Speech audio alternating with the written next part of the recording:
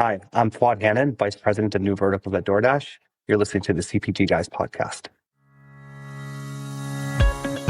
Welcome to the CPG Guys podcast. Your hosts, Shri Rajagopalan and Peter V.S. Bond, explore how brands and retailers engage consumers in an increasingly digitally driven world. And now, here are the CPG Guys. Hello and welcome to this episode of the CPG Guys. I'm of course Shri, your co-host and also CRO and co-founder at Think Blue Consulting, your trusted partner in your omni-channel development journey. You can get in touch with me and hear all about Think Blue Consulting at Shri at thinkblueconsulting.co. That's .co, not com.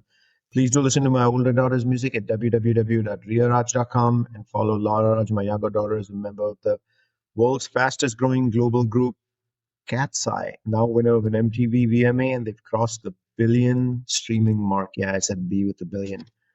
Unable to join me today is actually my co-host and co-founder, Peter V.S. Bond, who moonlights as head of industry and client engagement at Flywheel, the commerce acceleration division of Omnicom. Make sure you're subscribing to our podcast on your preferred listening platform where you can get our latest episodes and then go back to consume some of the 520 plus episodes we've already put out there. Today's episode is episode 2 in this season with DoorDash. Fuad Hannon is the VP of New Business Verticals at DoorDash. In this role, he leads a team responsible for building new operating capabilities and delivery channels at DoorDash to expand our local commerce platform to new growth areas. Prior to this current role, Fuad was head of New Business Verticals at DoorDash, previously a general manager, and was part of the founding team for DoorDash Drive, the company's white label fulfillment platform. Prior to DoorDash, Fuad worked at Google, leading the Google Express operations, and began his career as a strategy consultant at McKinsey Company. Fuad holds a BS from University of Minnesota, all known well to me through my General Mills days, and an MBA from the Harvard Business School. Join us in welcoming to the podcast, Fuad Hannon. Fuad, Friday afternoon. Thanks for doing this late in the day. How you doing, man? I'm doing great. Thanks for having me. It's a beautiful Friday. Pumped to be with y'all. Excited to chat. Yeah, we're excited to have you on the podcast because our listeners have actually asked to know more about DoorDash, and that's what we do. We provide the reach, and hopefully this message goes through to those who've been craving to understand more, especially after episode 1 that aired a few weeks ago. So if you haven't heard it, all you got to do is literally go to Google and type CPG Guys DoorDash, and you'll find the episode. And of course, in the digital liner notes of this episode, we'll include links to Fuad's LinkedIn profile and that of DoorDash. So I'm going to jump into it, and lots of things going on in the grocery world, Fuad.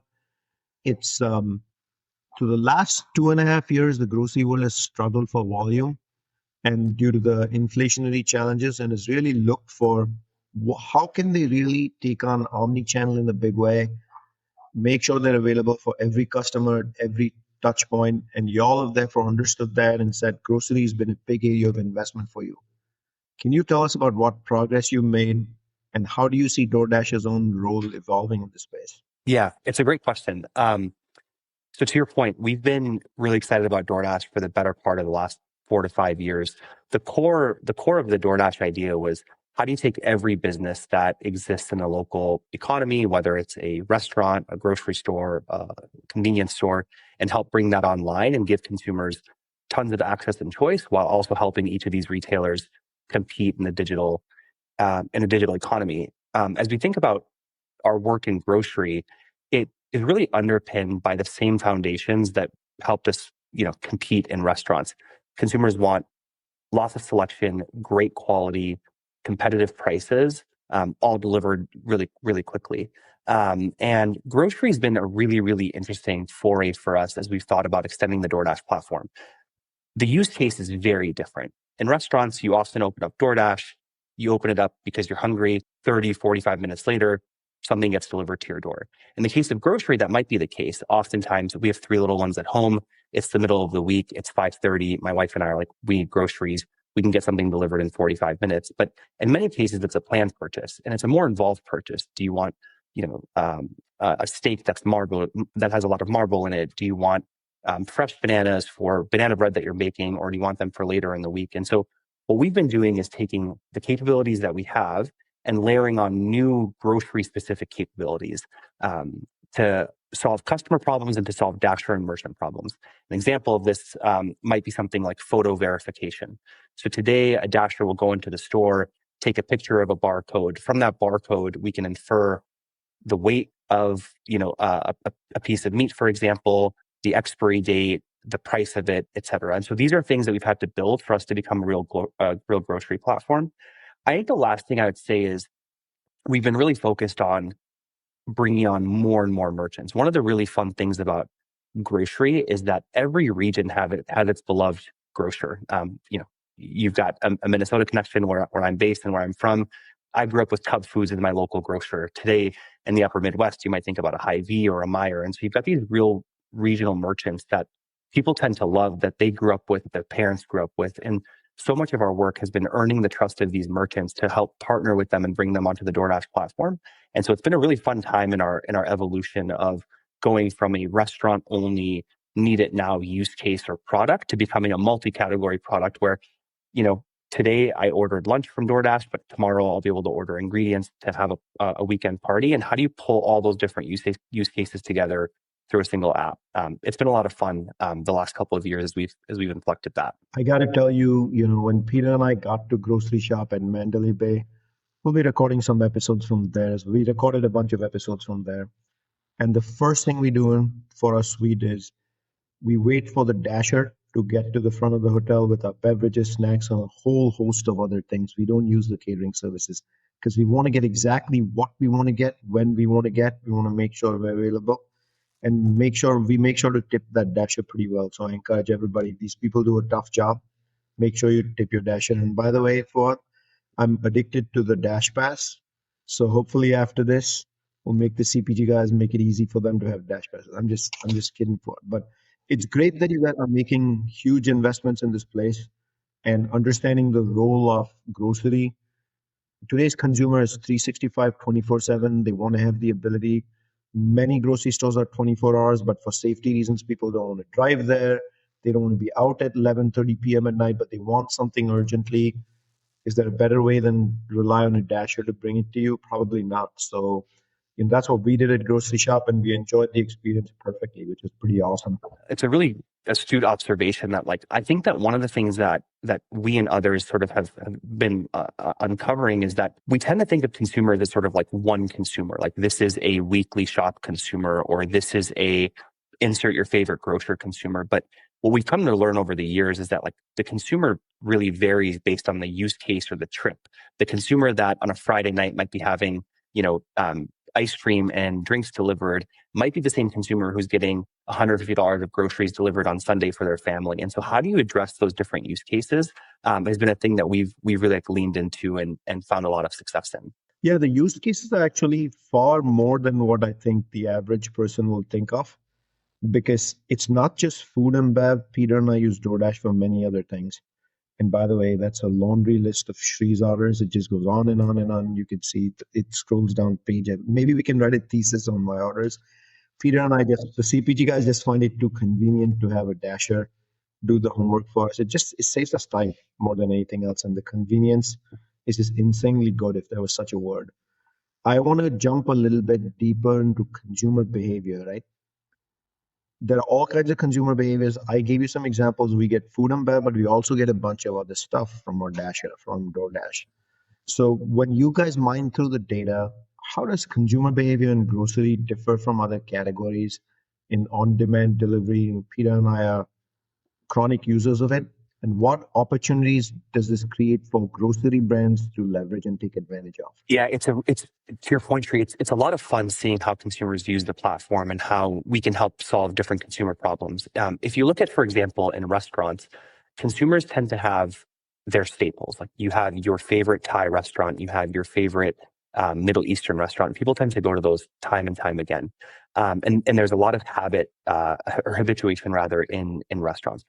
With retail on the other end of the spectrum, if you think about retail, what we see a lot on retail is there's a lot of what we call fear phishing. It's consumers coming in and saying, I'm out of a specific thing. I'm out of a specific mascara.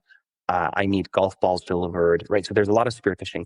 Grocery is very interesting. There's two things that I think differ in grocery vis-a-vis the other categories that DoorDash plays in.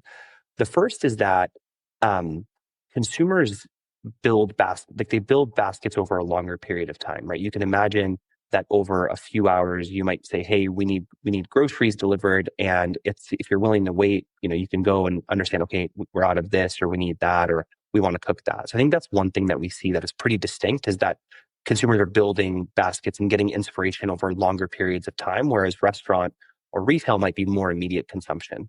The second thing is that the grocery customer in America they have an average of 3 to 5 grocers that they shop at.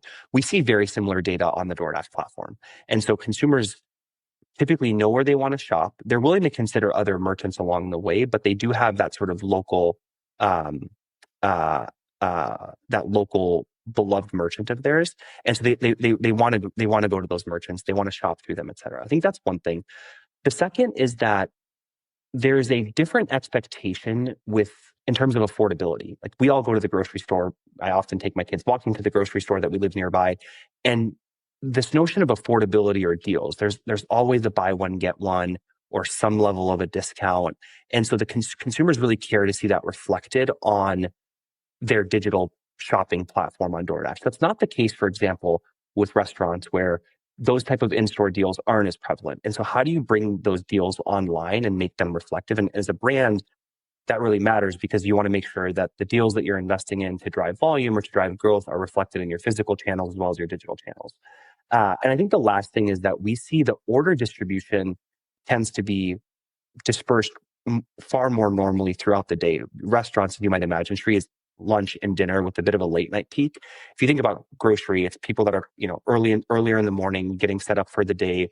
You have that kind of 3 to 4 p.m. what are we doing for dinner crew? And then there's a late night sort of, to your point on the 24/7 offering, there's that late night, we're out of this for tomorrow, or we want this for a late night snack. And DoorDash has been able to address those various use cases throughout the platform that we've built. No doubt in my mind that the use cases are many in nature, and they're also not time bound by any means. And that it's good to hear you explain how the actual profile of who shops when is a little different. There's immediacy need states. There's the dinner need state, as I'm driving back from work or I'm wrapping up for the day, and there's a very targeted recipe. So one follow-up question I have for you is, have y'all thought about recipe-based fulfillment? Somebody wants to make a pasta with, I don't know, like a chicken cacciatore, and it needs 5 things. Have you all thought about a one-click fulfillment? Yeah, I love that you asked that question. It's one of the things that we're experimenting with and that we're really excited about.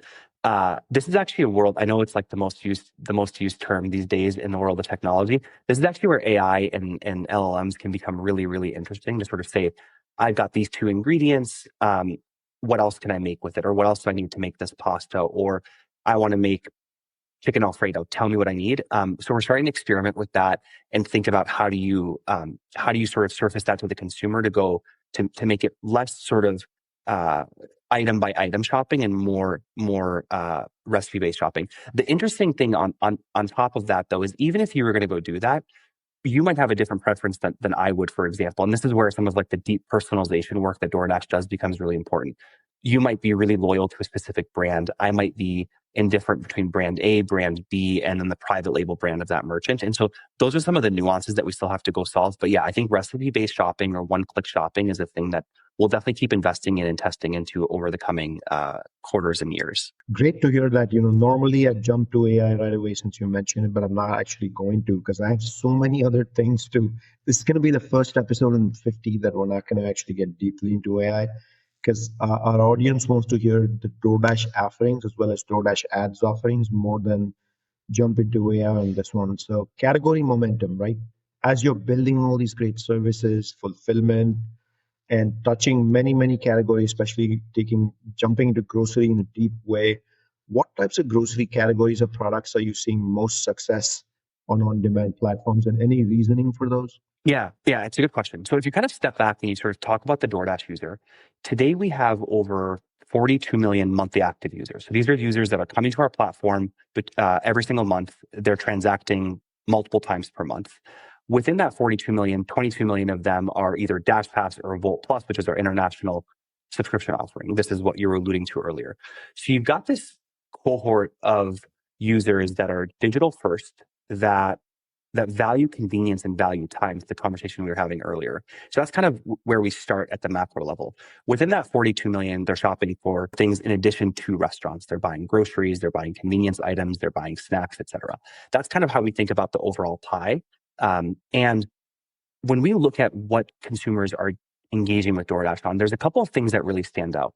One is that categories like drinks and snacks really resonate on DoorDash. These are categories that tend to lend themselves well to where DoorDash originated, which is a need it now category. They are, these are either bulkier items if they're drinks, or where delivery is a really compelling use case, or they're things that people need before they're going out to go hang out with friends or to watch the game, for example. So that's one thing that we see that's really compelling, our drink and snack categories.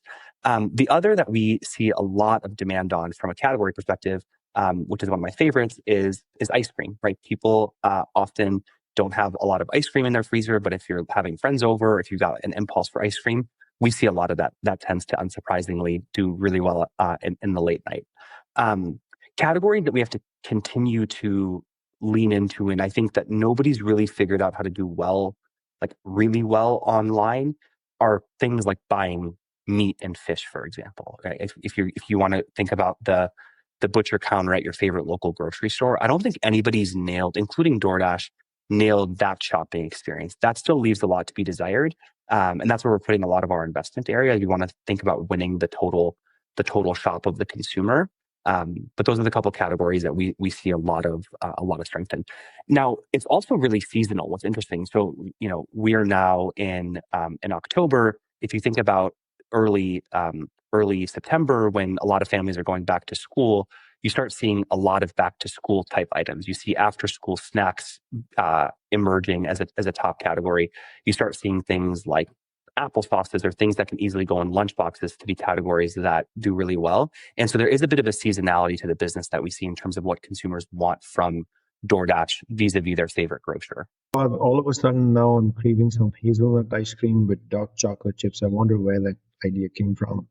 But It was a bit of inception for you. Late afternoon on a Friday. I think after this episode, I'm pretty sure I know where I'm going next. Or you know what, Fuad? How about I just have a dasher bring it to me? That said, Fuad, Delhi is very unconquered today, and a much needed change in customer experience for home delivery. Much luck to y'all. If y'all figure that one out, you're going to be so far ahead of the rest of the industry. And I'm going to say bravo. We're working hard at it. Lots of work to do, but we're excited about tackling it. I'm going to be a cheerleader and say bravo, because if you pull it off, it'll be a huge advantage for customers who are actually shopping for this stuff on a daily basis. And now, announcement time. Last week at Grocery Shop, y'all unveiled that you actually have a new partner list, and you have a big new exciting partner that you announced. Take us through what's new and exciting, and generally take us through a list of your partners. I'm not expecting an exhaustive list here because your list is pretty long, but who are some of your top partners and who's new? Yeah, we're super excited, to have the opportunity and the privilege to work with retailers that have been around for decades, if not nearly 100 years, is one of the privileges of the job. And so last week we announced that we're partnering with Kroger and all of their banners to bring their full grocery assortment onto DoorDash. We've been partnering with Kroger for a few years across some of their prepared foods, particularly sushi, and then floral categories that do really well on DoorDash during events like Valentine's Day, Mother's Day. But what we're excited about is we're bringing them fully onto the platform. We get really excited about that because the number one thing that consumers want from DoorDash is selection. This is the thing that we saw in early DoorDash on the restaurant side. I joined the business in 2015, and the number one thing that we solved was consumers wanted selection. And it's honestly the same thing that we see in grocery and other categories. So when we step back and we think about what are the main jobs that we can go do for our consumers, it's bring on their favorite merchants. And we're really proud and honored to be able to work with Kroger. They've just been an awesome partner throughout the years, and they're taking a really forward-looking perspective on how do we win different use cases and different trips. across grocery, what this means is based on sort of Progressive Grocer, who tends to list the top 100 food retailers. I think now we partner with 6 of the top 10 in the US and even more globally. I think in the US, it starts to look like Kroger and Albertsons and Aldi and top regionals like Wegmans and Meijer, all of Ahold banners, and so there's a bunch I'm missing, but we're really excited about this momentum as we try to become the platform for merchants and the platform for consumers to go to when they need anything delivered. Expecting you to give us the full list here. No worries, Fuad. If you did, by the way, I'd call you some kind of a mega genius. And that said, you said the key word you said was creating the right partnership with the merchants. That's where the action is at the end of the day. So here's the price question of the day from Shri of the CPG Guys. Ralph's, part of the Kroger network, because you said 2,700 approximate stores and banners. So Ralph's is a Kroger banner here in the West Coast. Now we got to do an applause just for that. From now, guess where the ice cream is coming this afternoon? And no fight. I know exactly where it's coming There from. we go. So 5 p.m. Pacific today. Look out, whoever Mr. or Miss Dasher is, there'll be ice cream in the Raj household. So congratulations, first of all. That's a big one. So you guys must be very proud of bringing the Kroger family home into the app and delivering more convenience for customers at the end of the day. So convenience and necessity, right? Meal delivery, you open this conversation with that, and necessity, which is grocery. And grocery does have some element of convenience, but largely trips, stock up, and it's really necessity driven. But how does that create differentiated opportunities for brands on the ad platform? This is, I think, one of the things that I get most excited about when we talk to our brand partners, the CPGs, the folks that I think are probably largely listening to this. DoorDash is a really interesting platform because we are addressing the core eating categories across restaurants and across grocery, just as a total platform. And the use cases, again, are pretty different. And then when you sort of look at the size of the audience that we've been fortunate enough to build, there's a really compelling opportunity to get in front of 40 plus million consumers to solve whatever problem that it is. And so some of the things that we end up seeing are there are brands that are new, that are looking for impressions, that are looking to get, their product out there. And DoorDash can become a really strong partner for them because we have a lot of eyeballs and we have a lot of people opening up the app every single day, looking for inspiration, looking for what's new across restaurant and grocery. And then we've got brands that are working with us on sort of more lower funnel tactics where they want to win a search term or they want to grow a specific trade area or geography. Or if you're a brand and you really want to start showing progress at a given retailer that you're trying to grow into and go from maybe being in 100 of their stores to 1,000 of their stores, DoorDash can become a really strong partner because of the relationship that we have with the retailer and the brand to help with that growth story. The other thing that we end up being a really strong partner for, which I think is often overlooked, is insights. Is how is the customer discovering my brand, particularly for some of the newer or emerging brands? How are they discovering my brand? What is the path to purchase? Are they coming in through search? Are they finding me organically? When they do purchase, are they coming back and are they retentive? These are some of the insights that we're able to bring to merchants to our brands, that has been super fun and engaging to build. Then there's a lot of other fun stuff that we can go do, whether it's DoorDash, which is our ability to take 2 orders, combine them into one from 2 different places. How might you buy, your restaurant meal, but then get, pop-up groceries delivered later in that day? We can do a lot of really fun things on some of our brand and go-to-market campaigns, whether it's the Super Bowl, whether it's Summer Dash Pass, et cetera. And so the big thing that we want to do is we want to become a growth partner to these brands. And what that means is very, very different as if you're a new brand trying to get into physical stores, or if you're an established brand trying to defend share. We want to be a growth partner across all of that. And I think that's where DoorDash can become a really strong partner to our brands. By the way, I do a lot of double dashing almost on every single order. I'm adding a coffee. Want to guess what's the other item I add to when I'm getting a meal? I would take a while to get. Ice cream. Ice cream. There we go. So I'm very familiar with the double dashing, but for our benefit of our audience, can you just give a 30-second primer on what is double dashing? Double Dash is you order from any merchant, and along the way, we can pick up something else. So what you often see is someone's ordering dinner and they want to get coffee or boba delivered, or they want to get groceries for tomorrow. And because we've got one of the largest on-demand logistics engines that power all of this, we're able to do that with the same dasher, lower cost. The customer loves it because they can get two things delivered at once. The merchants love it because it's incremental sales. Brands love it because they can get in front of the consumer. The way I think of this, Sri, is almost like, when you go to the grocery store and there's the things at the checkout aisle that you add when you sort of have built your cart. We can build the digital version of that. And that's what DoorDash is. The famous Department 82 or Impulse. A reminder to audience that I'm speaking with Fuad Hannon, VP of New Business Verticals at DoorDash. Let's now jump into best-in-class partnerships. So those listening, especially brands, are going to want to say, how do I take advantage of this? How can I be part of this ecosystem? And together, how can you all deliver for the MVP in our industry, the customer? So can you share an example of a partnership with a grocery-focused CPG that illustrates what this best-in-class partnership could look like with DoorDash? So as an example, one that comes to mind is take Kellanova, which is formerly part of Kellogg's. It's their snacking cereal frozen spinoff. They've got brands, for those that are unfamiliar, Pringles, Cheez-Its, Eggo, Morningstar Farms, among others. They were an early adopter of, as long as their ad agency as well, with DoorDash. They sort of saw the potential of DoorDash going beyond restaurants and becoming a true multi-category app. And so what that's done is that they have had a few looks at sort of like new product innovation. So back to DoorDash, they were one of the first brands to be able to partner with us on DoorDash because we had been working with them for a long time.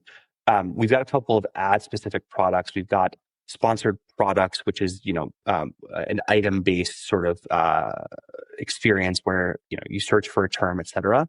They were really early in adopting that. We've built sponsored brands. They've been key partners in that. And so they have adopted sort of the suite of growth products that DoorDash has, and they've been early to adopt. And part of by being early to adopt, they also are just early to shape the roadmap.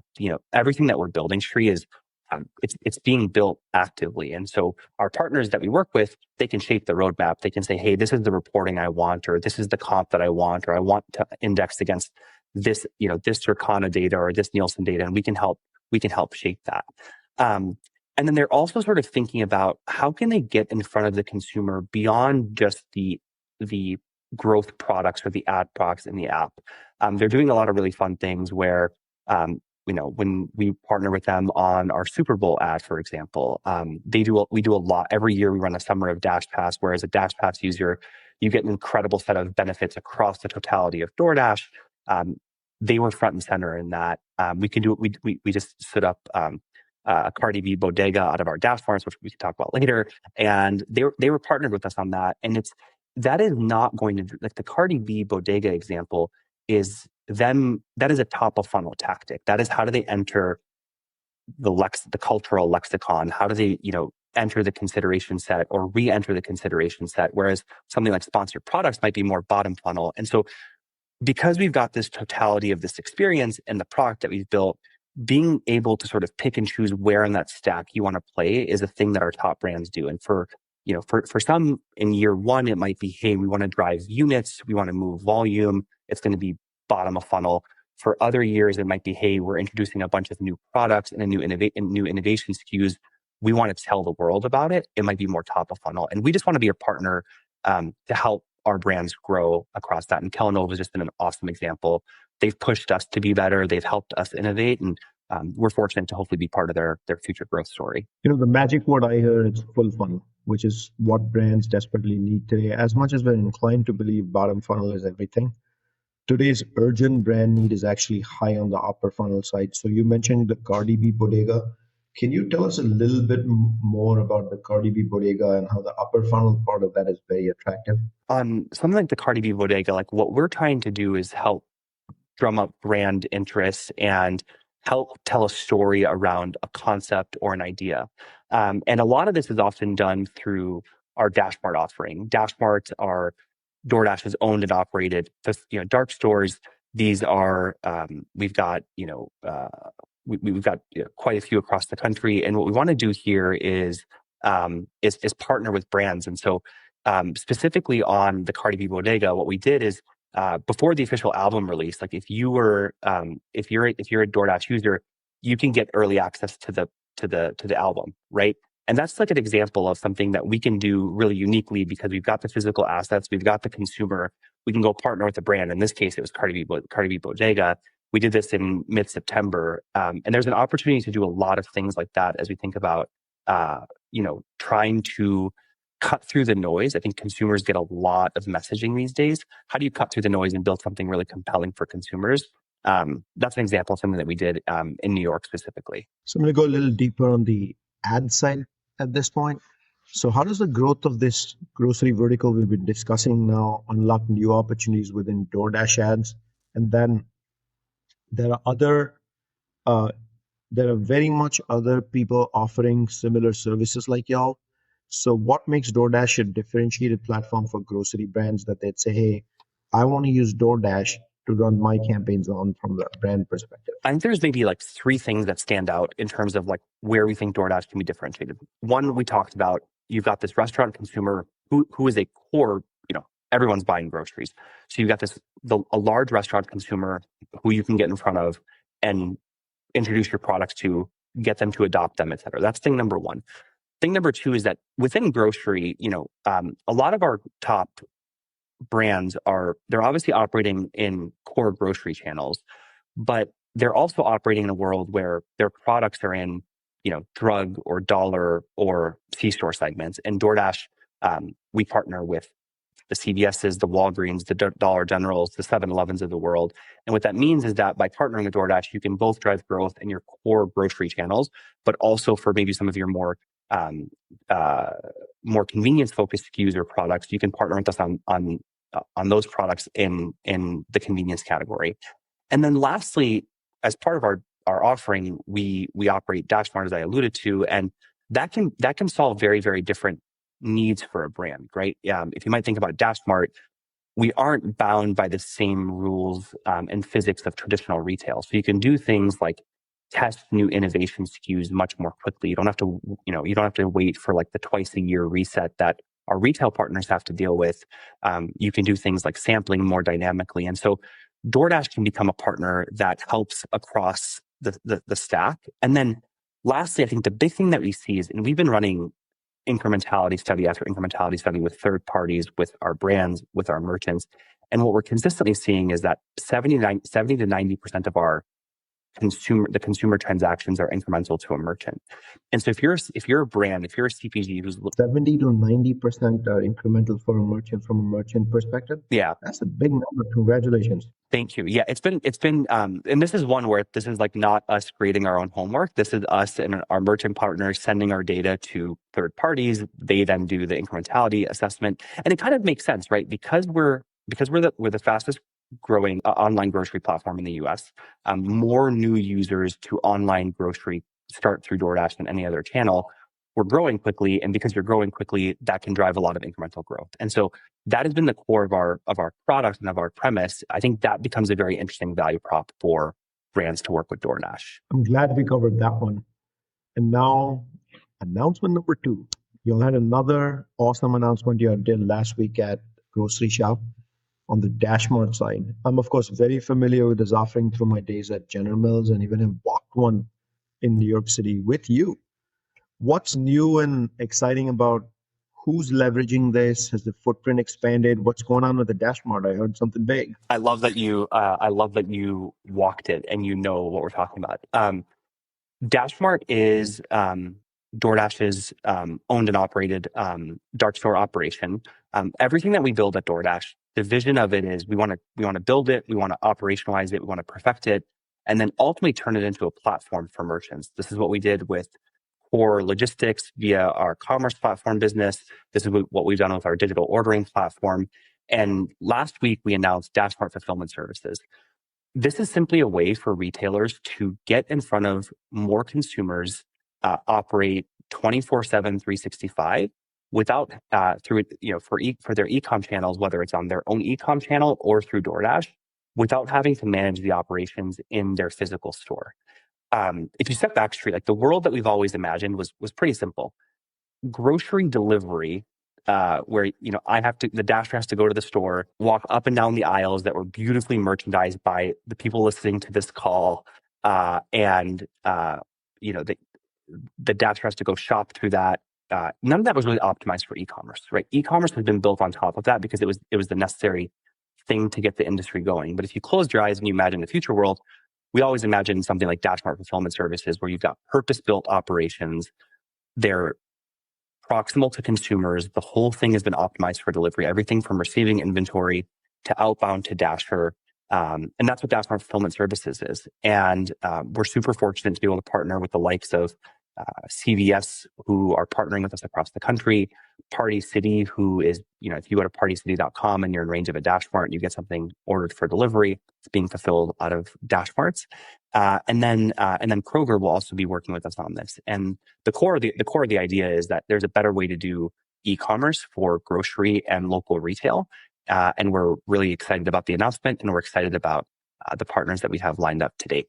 If you want to dig in more, know more, curious about DoorDash ads, go back and listen to the episode from late August. It was with Toby Espinoza, who heads ads for DoorDash.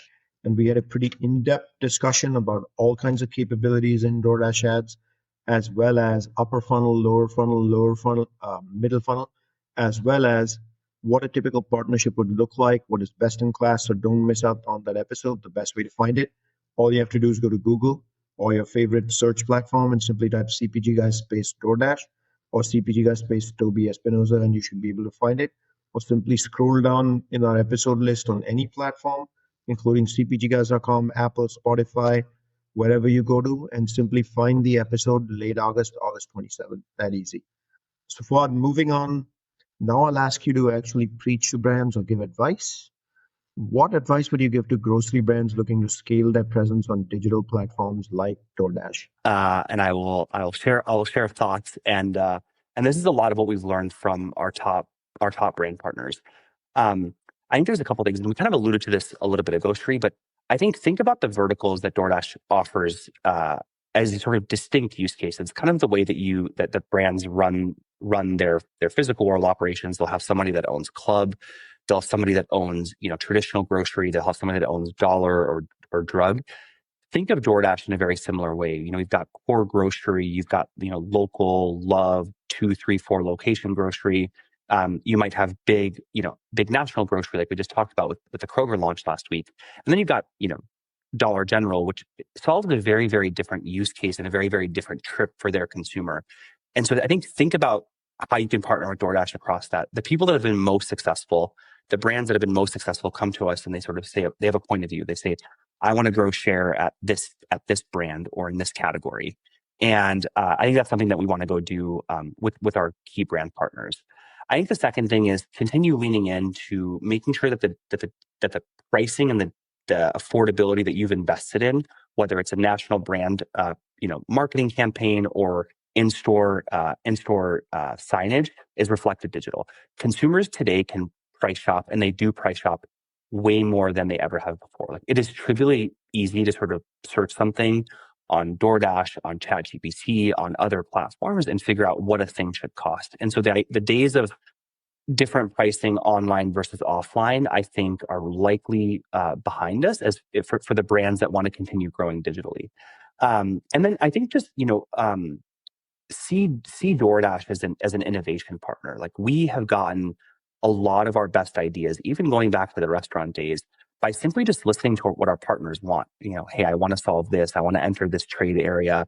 I want this marketing product. And so sort of see us as an innovation partner who can help you grow your business. If something exists that you want that we don't offer, like, you should tell the DoorDash team about it. We'd love to explore it. We'd love to build it alongside you all.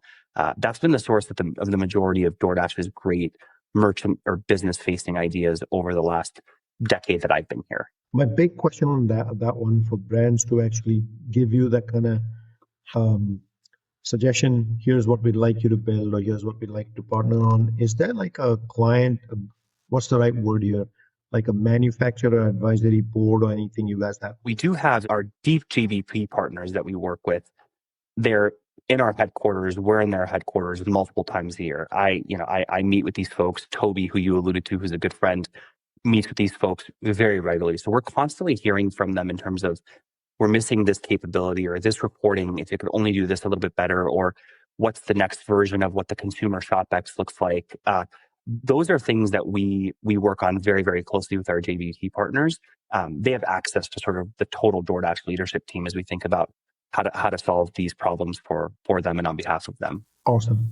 So now let's ask you the last question for this episode. I'm sad that it's the last question because this is a fun episode for me just because how much I use this platform.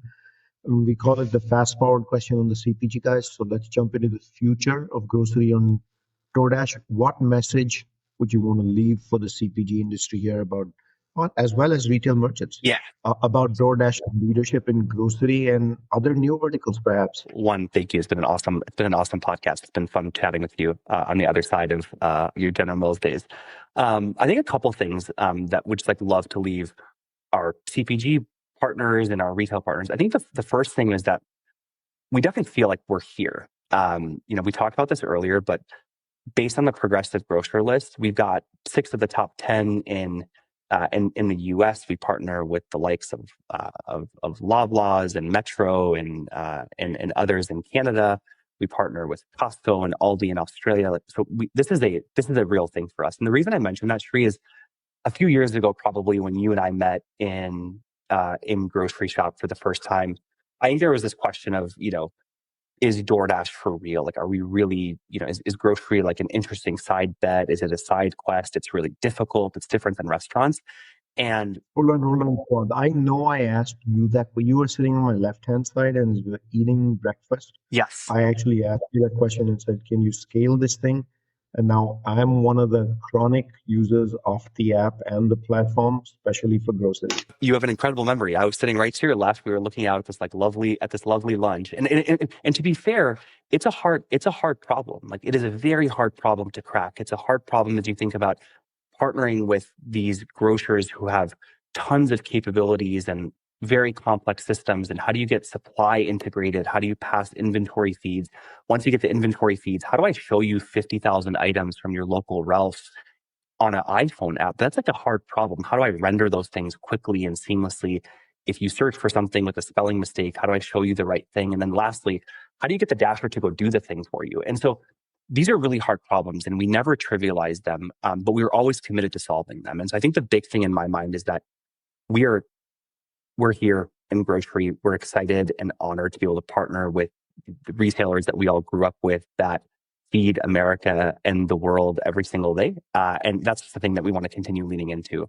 I think the second thing is that we want to be a partner for growth. I kind of alluded to this earlier, but we want to help brands and retailers grow. And so as you think about DoorDash not just as a delivery platform, which is what we're largely known for today, but what we would love to be known for is a growth partner. So come to us with your ideas, come to us with your complaints about how we can be better. That's honestly how DoorDash improves.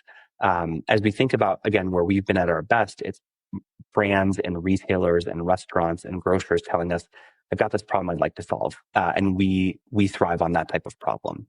And yeah, we're excited about the momentum. We're excited about the work that we've been able to do. And we feel like we're just getting started. Fuad, congratulations to you. Congratulations to Toby. I actually remember that dialogue pretty well. And you have answered in the best way one possibly could, which is actually delivering a platform that's meaningful, fast growing, and actually, as you said it, feeding customers at the end of the day. So thank you for this terrific conversation. Let me thank our audience for listening to this wonderful episode, of course. Do leave us a rating and a review on Apple Podcasts, Spotify, or your favorite listening platform. Do listen to a new every Tuesday episode, the third episode of the week. Yeah, believe it or not, we do 3 episodes a week. The weekly Commerce Rift by Peter and Shri. It's the short 10-minute platform. It's built for LinkedIn. You see the video on LinkedIn as well. We pick newsworthy articles for the week, and that's where we announce it. And of course, leave us a rating or review because it informs us how we are doing, as well as if we're having the right conversations like we did with Fuad today. To all of you, I want to thank you sincerely, both from Peter and me, who make the show happen. To all our sponsors, whether this podcast, our parties, events, hosted dinners, having us panels. Thank you, thank you, thank you. Without you, the CPG guys don't exist. Fuad, thank you for making time to do this right after grocery shop. This was fabulous. Thank you for joining me. Thanks, Sri. Appreciate you. With that, this is a wrap of this episode of the CPG Guys.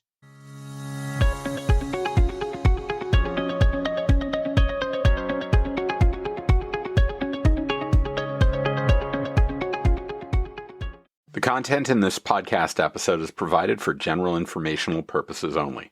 By listening to our episode, you understand that no information contained in this episode should be construed as advice from CPG Guys LLC or the individual author, hosts, or guests, nor is it intended to be a substitute for research on any subject matter.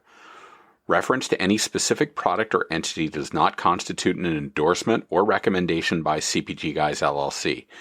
The views expressed by guests are their own, and their appearance on the program does not imply an endorsement of them or any entity they represent. The views expressed by CPG Guys LLC do not represent the views of their employers or the entity they represent. CPG Guys LLC expressly disclaims any and all liability or responsibility for any direct, indirect, incidental, special, consequential, or other damages arising out of any individual's use of, reference to, or inability to use this podcast or the information we present in this podcast.